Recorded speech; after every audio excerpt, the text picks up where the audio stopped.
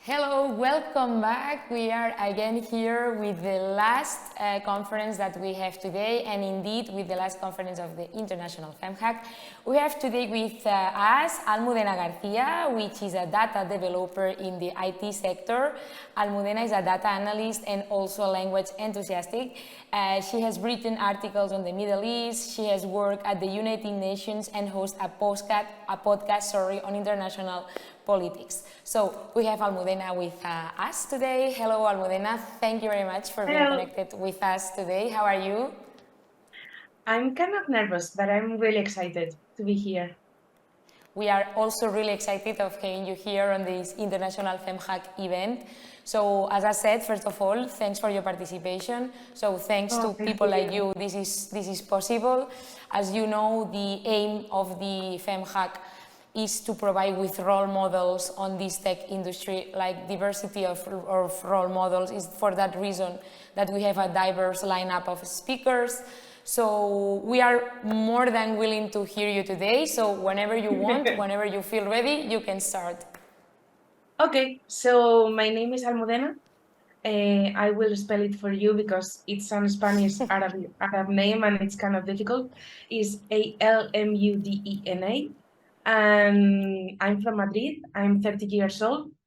This year I'm turning 31, and I don't want to talk about it because it's kind of, it's really hard for me, okay? Yeah, so the thing is that I'm a data analyst, but I wasn't always a data analyst. In fact, I'm going to tell you like my journey from the beginning, from the very beginning, and then we are going to see how did I end it here, because it has been a journey. So I'm going to try to, sorry, I'm trying to, sorry. Okay, so the first topic that I'm going to talk about is know what you love and learn what you don't. Okay, so the thing is that I wanted to study mathematics at university, and you will say, okay, that's really nice. It's kind of difficult, but it's an interesting topic, and you will have a job when you finish your degree. But when I was at school, I loved mathematics, but I wasn't really good at them, and because as usual, I didn't have a really good teacher, and I was thinking about everything else in my life because I was 17 and I was really young, and that's it. So the thing is that I really wanted to study mathematics, but I thought that I wasn't good enough to study that. So I ended studying Arab philology, and you will say like, okay, you wanted to study mathematics. How do you end in a degree like that, like studying Arab? And yeah, it was. Now that I'm talking about it, it's kind of like I really don't understand either.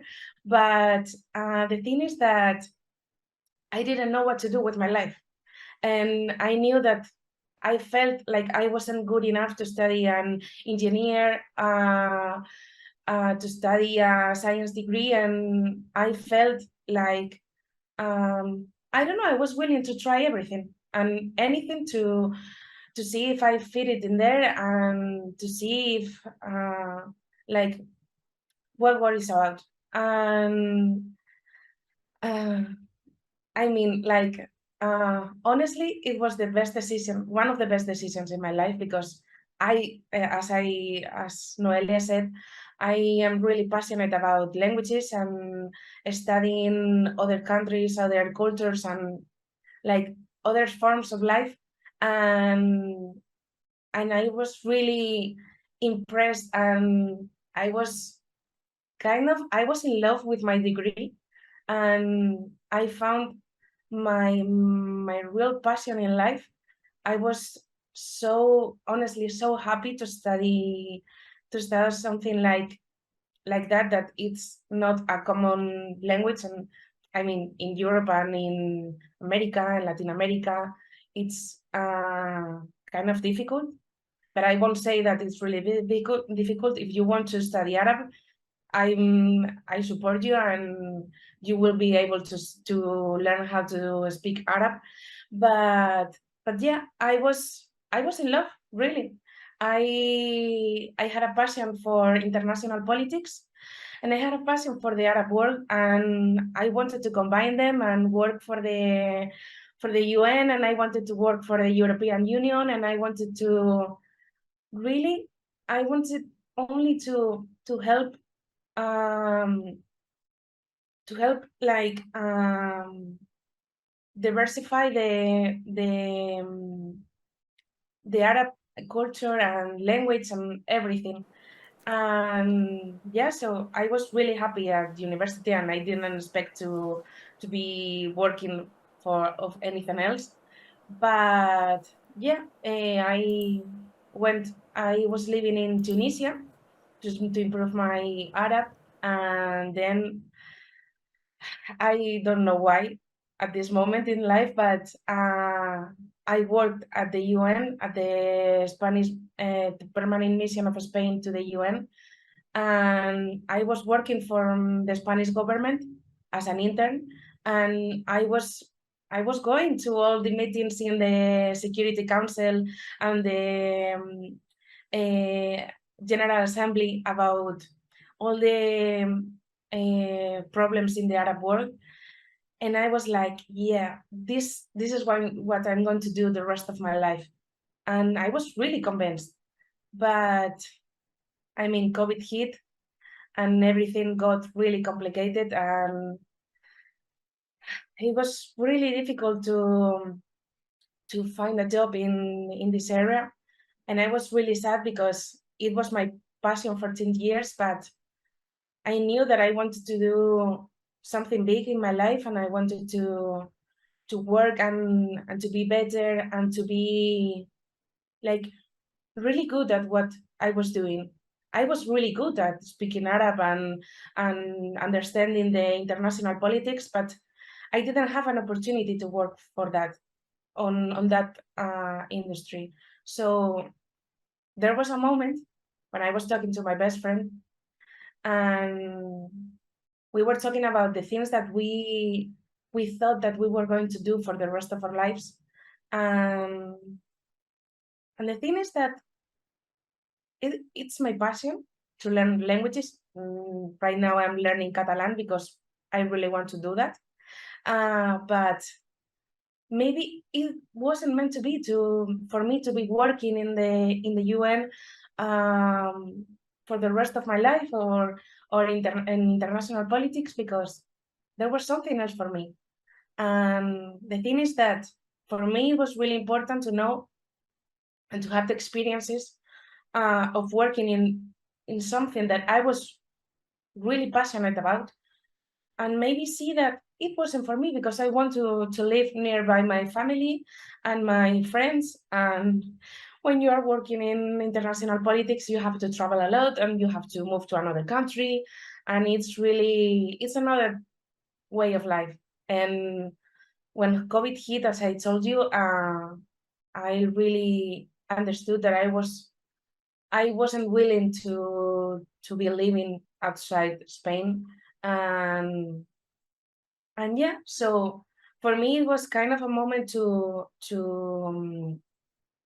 acknowledge the thing that maybe it wasn't for me, and I had to find something that it was going to work for me, and it was going to be a passion of mine, because if it wasn't a passion, I knew that I wasn't going to be successful at it. And yeah, for me it was really important to know the things that I really like mathematics or languages, or being able to communicate in other ways, and really learn the things that I don't like living outside my country, like living outside Madrid, and yeah, and having learning that I really want to have a job that allows me to be taking care of my plants and being able to paint and being able to have a really slow life, really. So yeah, for me, it was really important. And I also think that it's really important for you to know the things that you love, as I've already said, and really learn the things that you don't want in your life and the things that you don't like. And yeah, so with this said, I'm going to pass to the next point. Please don't hesitate in asking any question. I will really gladly answer to it at the end. Yeah, so the point number 2 that I wanted to talk about is to trust your gut. Because as I was saying, I didn't trust my gut when I was a teenager, as you do, because you are a teenager. But I didn't trust myself to be able to study mathematics or to study an engineer or really to study something that I thought that it was going to be really difficult for me. Because I'm not saying that studying philology or something alongside the literature and that kind of degrees, it's really difficult because you have to study a lot. I had to open my mind a lot because I was studying another culture and another language that it's really opposite to the thing that I'm used to seeing since I was a child. So yeah, I didn't trust myself. I didn't believe in myself. Okay, and I don't want this to be like a really cheesy conference about saying that you have to trust yourself and you are the best. And yeah, because I mean, it's really sad, but you have to trust yourself, because if you don't trust yourself, who is going to trust you?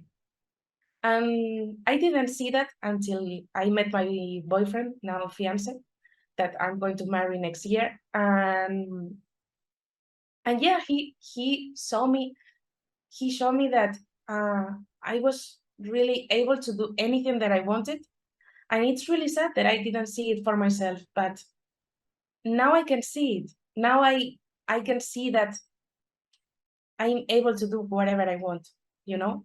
And so last year I was working as a teacher I was with kids from the age of 6 to 18, and I was really having a lot of fun because I it was like a real passion for me to teach them like how to do math really complicated, or to learn how to write how you feel, or how you think, the things that you think about. And it's really important because you have to learn how to communicate. But it wasn't fulfilling enough. And I was feeling really frustrated because I was I was grieving the thing that I loved for 10 years, but I didn't know what to do with my life. And luckily enough, I saw that my fiance, he kind of did the same change as me, as he studied for being a full stack engineer. And I saw a change in him that I was so amazed by, because he was so happy, so fulfilled, so, I mean, it's really frustrating at times, okay? When you are writing code and it's not working, or you don't know how to do something, it's really frustrating. But it's a part of life, and you have to learn how to survive with frustration and how to live with it also. And yeah, I was like thinking about making a change for 2 months, but I didn't trust myself as well as when I was a teenager. And I didn't trust, like, how I'm going to be able, like, how am I going to find a job in the tech industry when I have studied Arab? And I don't know, it was really, really weird for me, but I don't know, there was something that it was like, for me, it was really calling my name, you know? Like when you know that something is kind of, it's something in your stomach and in your gut, and your body is telling you to do something, but you don't trust it until you trust it and you do it. And for me, changing paths and studying for being a data analyst, it was like jumping off a cliff. Really, it was like something that now I think about it, and it was like, I don't know why or how, but it worked. I don't know. I don't know. It was something. I mean, I'm going to tell you a story because I know that it maybe feel like I thought about it one morning and I was like, yeah, I'm going to do this. But I studied at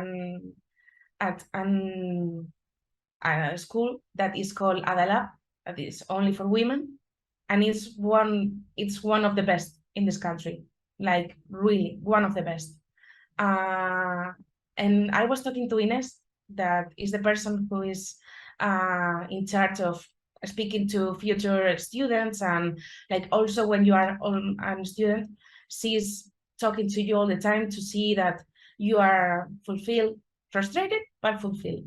And we were in the interview and I had COVID, and I knew about having COVID like the day before. And I was like having a fever. I didn't feel like myself, but I don't know why. I'm going to say that it was the fever because I was really delusional. And I was telling her that if I'm not getting into this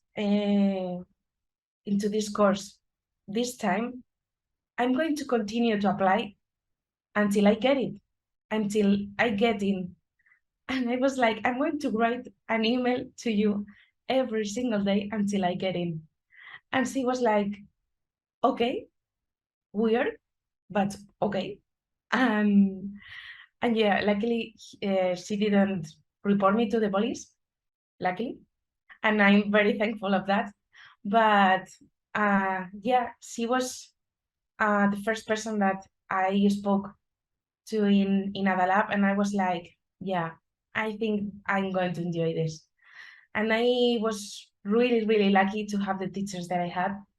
I had three teachers that they were Alejandro, Anne, and Anna, and they were like the light of my life for 3 months because I was like, I was learning so much and I was so tired, and I was learning about SQL and about SQL, about Python, about Power BI, Tableau, and all of these technologies that they were new to me, and I didn't know, and I didn't know anything, but I trust them. And most importantly, I trust myself in knowing that it was the right path for me. So with that said, we're going to go to the next slide. That is, why data? And I made myself the same question because I started searching about writing code and being in the tech world. And there were so many ways to be in this industry that I was really overwhelmed. But as I told you at the beginning, I really love mathematics, really. And the thing is that when I was studying my Arabic degree, I saw everything as a mathematical problem. I saw the translations that I had to make and the words that I have to learn and everything. It was like a math problem for me. So when I was talking to my fiance about wanted to do the change and wanted to get into this industry, he was like, I know the perfect way for you. And he introduced me to the data world, and it was like love at first sight, really. It was like in a love movie when you are seeing each other in the same room, and it's like, you are going with me and I'm going with you, and this is going to be for the rest of my life, I hope. But if it's not, I will change my career again, and it's okay. But yeah, it was love at first sight. Like when you see, imagine being with Henry Cavill in the same room, and yeah, it was like that. Okay, it was like, yeah, we're meant to be together, like in a Taylor Swift song. And yeah, it was amazing. And I was like so amazed about being able to track all this data and to be able to understand it and to study it and to take all the knowledge that the data was given me and to put that knowledge into business strategies, or I don't know, all this kind of fun stuff that you can do with all the data. Because I didn't told you, but I studied a master's degree in international politics, and my last paper, like my really big paper that I had to give in when I was like finishing my master's degree, it was about I was studying the speeches of a really big politician in the Arab world, and I wanted to do something like track every time that he was saying this word. But the only way that I could think about doing that, it was an Excel, and it was like, this is going to take so much effort from my part, and it's not going to give me like all the knowledge that I really want to take in. But when I was learning about Python, when I was learning about SQL, about Tableau, about Power BI, about all the crazy things that data gives you, I was like, yeah, if I had known about this like a year or 2 years ago, I will be really satisfied with the work that I was doing, and I will like take all the knowledge from the data that I had to like be searching for myself, and like to be studying it by myself, and know and it was really time consuming. And I know now, and I knew then, that if I had like other tools to do the same study, it would have been more quickly. So yeah, that's why I chose data, and I stand by that decision every single day, because now I'm working as a data developer in a Spanish bank, and it's amazing, really. I'm really happy, and I'm not saying this because maybe they are seeing this, because I hope they don't.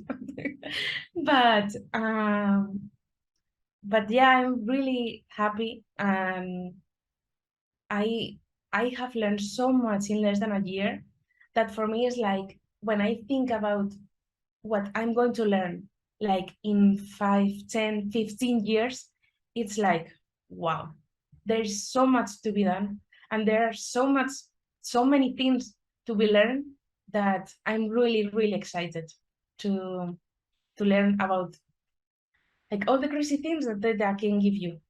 So yeah, this is the nice part. Okay, this is like, yeah, we are data, and I am in love, and I think about it like if it's Henry Cavill or Ryan Gosling, or, as I told you, a Taylor Swift song.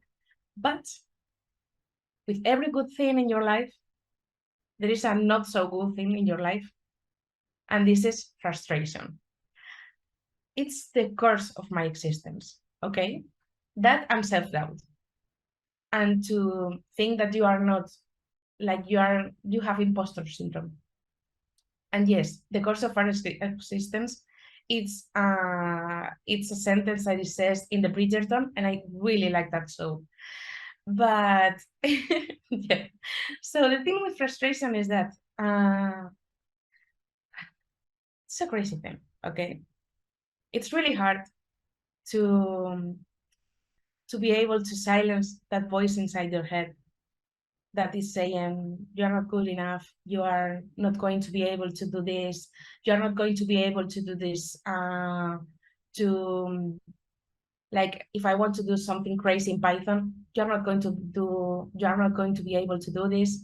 And it's something that I have been working on for 4 years with my therapist. And it took another level when I started studying data analytics, because it was like crazy. Like it was amazing if the code was working and I felt like I was Steve Jobs. Okay, that was the level. Okay, I felt like I was inventing something really crazy, and I was only doing something like a mathematical problem in Python, like 2 + 2 is 4. I was doing something like that, or I was printing a variable, but I felt like Wonder Woman, okay? But when the code wasn't working, it was really, really hard, okay? It was like one of the most difficult things that I have had to face in my life. And in my personal life, there has been many difficulties, but yeah, this was another level of hard. It was like really difficult. And I know that you are getting it, because we all feel frustration, like maybe once a day, twice, if you are lucky. And yeah, but what have I learned from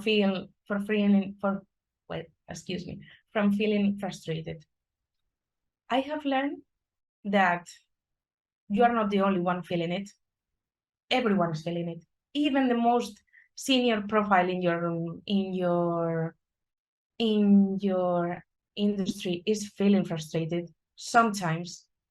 Maybe not so many times as you, but he also or she also feels frustrated sometimes. And it's really comforting for me to feel like, yeah, I'm going to have like maybe 15 years of experience, but sometimes I'm not going to see that I forgot a comma or a dot in SQL, maybe. And maybe I wasn't like finishing the sentence properly in Python or in Scala. But yeah, I mean, it's part of life, and you have to learn how to live with that. And yeah, that's one thing. You have to learn to live with that. And you have to learn how to get away of that feeling. For me, when I was studying data analytics, it was my dog that I lost last December. He passed away, and for me, he was my best friend, really. And I don't want to cry, but he was with me every single day. If the code was working, if it wasn't working, he was with me. And when I was feeling really frustrated, and when I was reading my code and I was like, this is not working, I don't know what is happening, I will go with him outside, see the flowers, see how he was like running in the grass. And that was it. The frustration was gone, because I got back into my bedroom, into my code, into my course, and into my little world of data. And I was feeling refreshed. And I think it's really important that you have to find the thing that makes you feel refreshed and that takes your mind away from like the frustration that you are feeling. And yeah, for me, at that point was my dog that I miss really, really much. And now there are my plants, my cat, and my fiance, my friends, my colleagues at work. Yeah, so I'm feeling like I have the tools to feel fresh, and I have the people in my life that I can turn into to talk about what is frustrating me. Yeah, I think that's really important. I don't know how many minutes I have been talking. Noelia, if you can tell me. Don't worry, Almudena. You have been talking for Okay. 30 minutes already, but you can keep on going. I mean, Oh, do not I'm worry really about sorry. that. No, you I'm don't. You really don't have sorry. to feel sorry. You don't have to feel sorry. Whenever you finish, I will. Whenever you finish, I will. I will share with you some comments of the public. So do not worry. Okay. Okay. Keep on going. Keep on I'm going going. to We are finish like in 10 enjoying. minutes. We are enjoying. We are enjoying so much your presentation. I can tell you. Okay. Okay. Thank you, Noelia. So the fifth point, you have to lean into others. Okay. I mean, if you want to get anywhere in your life, you have to lean into the people that you are surrounded by, and you have to learn how to work with a group of people. And in this case, when you're working in the tech industry, that's really, really important, because I know for myself that I want my boss to know that I was making progress in my work, and that I was doing this code in Scala that I didn't know about like 6 months ago. I didn't know how to write in Scala, and nowadays I know how to write a little. But for me, it's really I feel really successful for achieving that. Okay, but the thing is that you have to be a leader in the shadow. Okay, you don't have to be like the person that is always being like, yeah, I did this, and yeah, it was me who did this, and it was my idea. No, I mean, the most important thing is that the work has to be done. Okay, and because if it's not done, I mean, it's going to suck. Okay, but the thing is that you have to, and I learned this when I was studying data analytics, because I was studying with 7 more women, and they were like, wow. I was so in awe that I was studying with so many amazing women around my age, and it was like meeting like soulmates, but data soulmates maybe. Because we were making jokes, making memes. We were like, um, we were kind of crazy those 3 months about everything that we were learning, because it was too much. But the thing is, I learned that I had to ask for help when I needed it, because if I was like, for example, I wasn't able to do something in my code in Python, SQL, whatever, Scala, I had two options. Okay, I had option one, that it was maybe asking one of my colleagues, one of my friends from the course, and being able to get into the solution together, and sharing the feeling of being able to like conquer that mountain. But yeah, that was option one. And option two was like to do it by myself, getting frustrated, because sometimes you need a pair of fresh eyes, you need someone to talk to. That's why, I mean, my fiance told me that all programmers have like a little duck, a little rubber duck, with them in their computers, because when you are really feeling like you are not being able to do something or to achieve something, it's like talking to someone, even though they are not talking to you. The duck, my colleagues were talking to me, luckily. But yeah, it was, I had two options, and I took option one almost all the time. Okay, that doesn't mean that you are not going to look for answers for yourself, but you don't have to burn yourself out in order to be able to do some things by yourself. And let me explain. You are going to feel the same excitement and accomplishment if you are doing something with a colleague, with a friend, with someone, with a teacher that is helping you. Okay, because something that you have to learn is that this is new for everyone.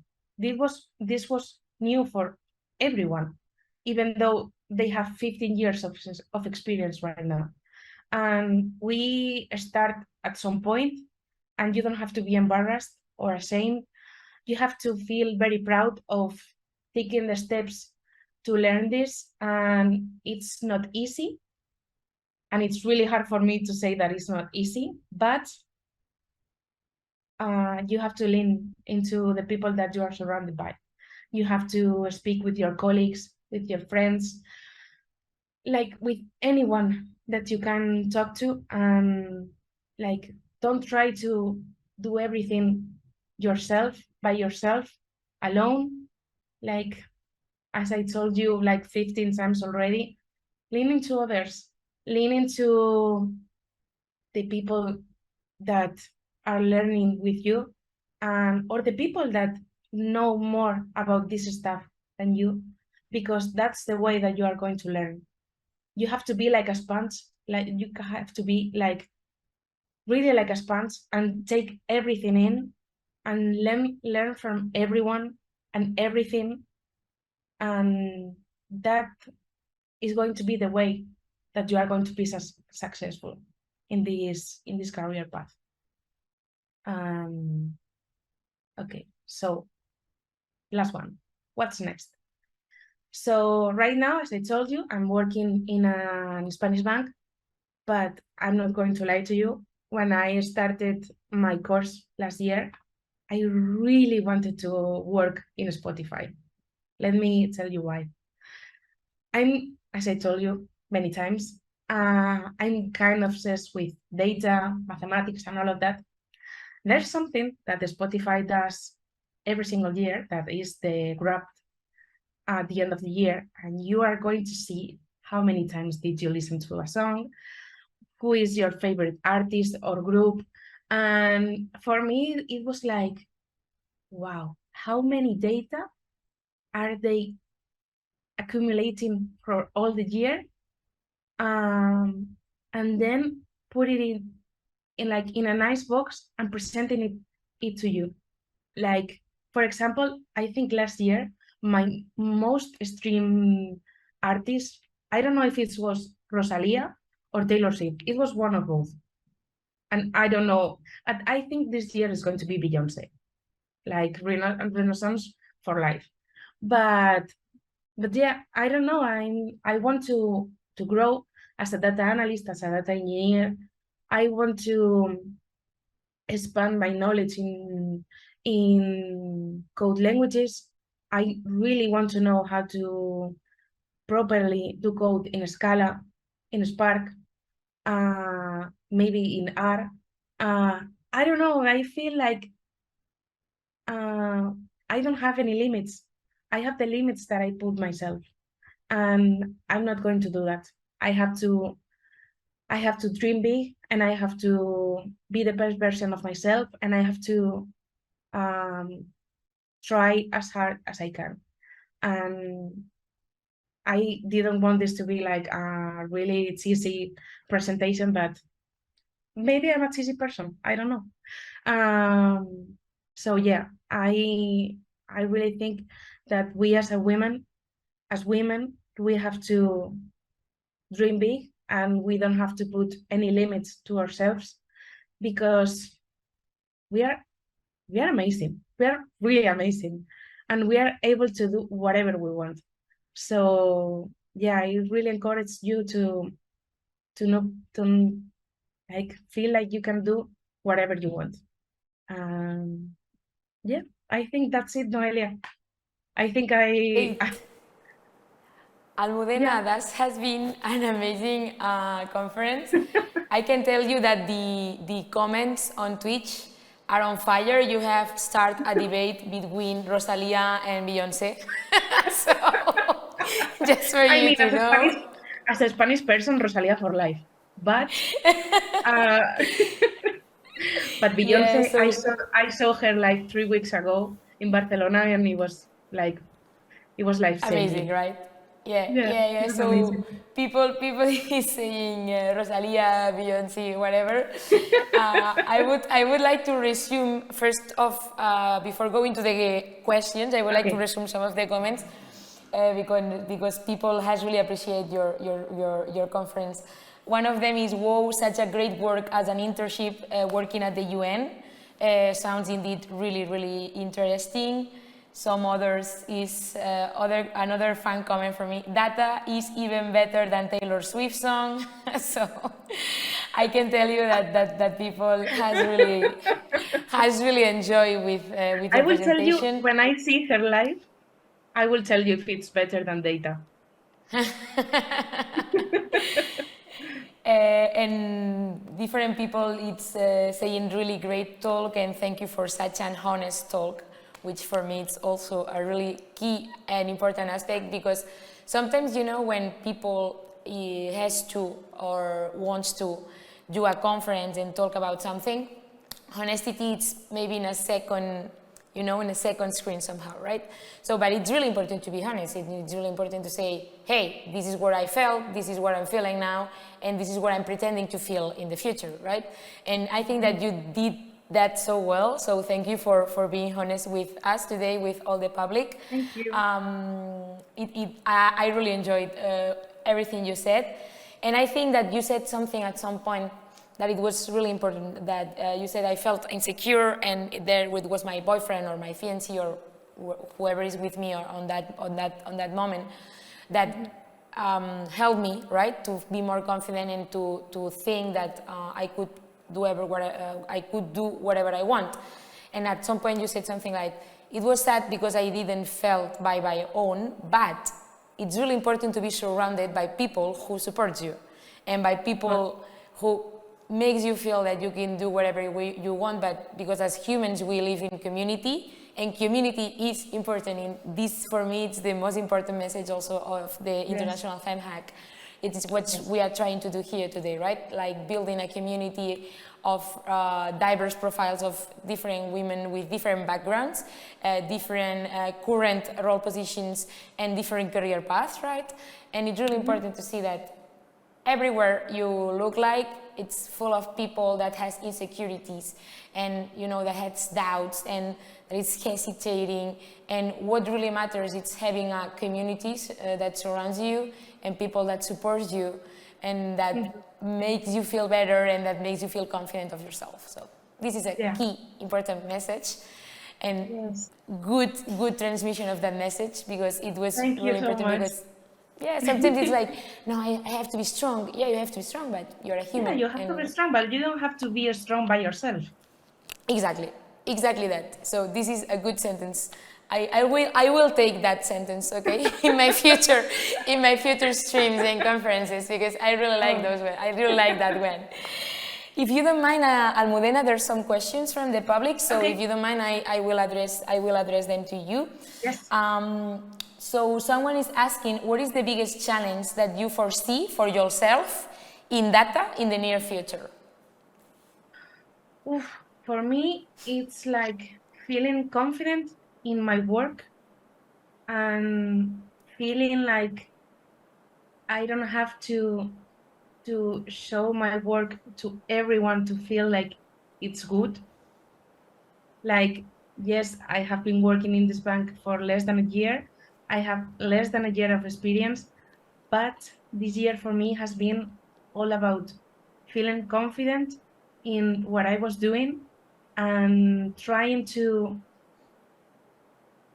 be confident in what I was doing, and maybe I didn't have to show my colleagues and my bosses, and being like, I have learned to do this and I'm doing this right. And I'm really good at this. And I can be better, of course. There's so much room for growth. But right now, I'm really happy in the point that I am. Good question. I mean, good answer, sorry, good answer. By the way, at some point I am telling that now because I'm reading the second question of the same person. At some point you talk about Adalab, and I want to say that Adalab was a supporter of the first edition of the FemHack, and they are also present on the second edition on the hackathon competition that is taking place on the metaverse world. So I wanted to say hi to them because they were supporting the FemHack on the first edition, and they are present on the second edition too. Yes. So hi to those incredible people. The same person was asking, where would you say you learn more, in the course that you take or with your current experience? Oh, I mean, you learn different things because I didn't know anything about code, about programming when I started my course, and it was such like a really high learning curve, because for me it was like on day one I didn't know how to do anything. I didn't know how to print a variable, and then at the end I was doing like business intelligence and all of this stuff that I was like maybe trying to see how many bikes we were going to be taking in Barcelona, depending on the weather, because we were doing a project like that. And I learned so much. But when you are working when you are in a working environment, you have to be more, I think you have to be quicker at learning things, because they're deadlines, because you are working in a company. And but also your surroundings and the people that surround you, it's like a bigger circle, and you can, like, as I said, and I don't want to repeat myself, but it's really important, you have to lean into the other people that is in your company. And for example, yesterday I was trying to do something with one of my friends that I met in my course, and we were like really frustrated, and we didn't know how to do something. And very quickly I was trying to talk to everyone, like to everyone that I could, and I was like asking questions and being like, yeah, I have to learn this, and I have to learn this, like maybe not today, but this week or next week. But yeah, because I have to give this to my boss, and because she is asking for it. So yeah, I think it's kind of a different learning way. But yeah, with that said, I was learning like how to do like fors and whiles and classes and functions in Python like in less than a month. And it was crazy to be like in less than a month doing all that stuff. So yeah, I feel like it wasn't a really good answer, but it's different. You learn in different ways when you are working Exactly. and when you are in a course. Exactly. I think that it would be the same, right? Like when you are a course, as you said, for you, it was the first time discovering where is data and where is a function and where is whatever. And then whenever you start working, but it happens on every field, I think. You can study something and then you start your professional career and you start learning again from zero, from scratch, right? Yes, and you feel like you knew nothing, but exactly, you know exactly. something. Not That everything. happens to everybody, I think. Even if you just finish your first studies or if you are doing a jump into another field as you did, right? I think that happens to everybody. And yesterday we had a conference. One of our speakers was talking about the imposter syndrome, right? The fact of feeling that, the fact of feeling that you are not deserving what you are doing, right? And as you said, this is also linked to the confidence and to how do you feel about yourself. And as you were saying again, having people around you helping you, having people that you know that will help you whenever you want. So this really helps to build everything on top. So yeah. I do agree with you. And Almudena, we are going to the last question, okay? Okay. A person is asking, what do you think is the most important knowledge or language to know in order to start into data? Okay, so I studied Python, as I've mentioned many times. I studied SQL, and I think it depends on the which way are you going to take, okay? Because maybe if you are going to be a data analyst per se, maybe you are going to need more SQL than Python, but if you are going to be a data developer, like you are trying to be a data engineer in the future, or maybe you are more interested in development, maybe you are going to need to learn more about Python, Scala, Spark, all these kind of languages that allows you to create a program to be doing, like to be reading and analyzing all this crazy big data. So Okay. I think it depends, but I think it's really good to know, like maybe not being like really amazing at every language, because it's kind of difficult and it's like really impossible to do. But maybe knowing a little bit about everything, it's going to be better for your future career than knowing only one. Because I think by my experience, in my experience, sorry, companies really appreciate when you are like really curious and you are trying to learn, like maybe not being the best at Scala, but having a little bit of knowledge about Scala, Spark, Python, SQL, all of these kind of languages. I think they really appreciate someone that is like really like, yeah, like curious about everything. Yeah, so diversification, we would say, Yes, diversification. That was the could word I was looking be, for. yeah, diversification would be, and then whenever you need it, you can become an expert, like by Yes. doing, learning by doing, right? This is the, Yes. this is the message. Okay, great, Almudena. So thank you very much. Thanks again Thank you so for much. your time. Thanks for your compromise of being here today. It's not easy to being connected a Saturday evening into this kind of event. So thank you very much. Once Thank you so again, much. thanks for being part of the International FemHack. So thanks to people like you, we are creating this kind of event. So we want to have role models at all levels, and this is our aim, and with your participation, we are fulfilling that. So thanks again, thank you for your compromise. It has been my pleasure, really. A pleasure. I can tell you that public is really happy with your conference. So it has been a successful conference. See you soon, and thank you for being here today with us. Thank you so much. Okay, Almudena, bye-bye. Bye. Okay, and now for the rest, we are finishing our second edition of this International FemHack. We are at the end. We have finished already with all the conferences. You can keep in contact with the Nube staff through the Discord chat if you are participating into the hackathon, into the female hackathon. So the Nube staff will be there to answer any questions you have. So I would really like to thank you once again to all our speakers.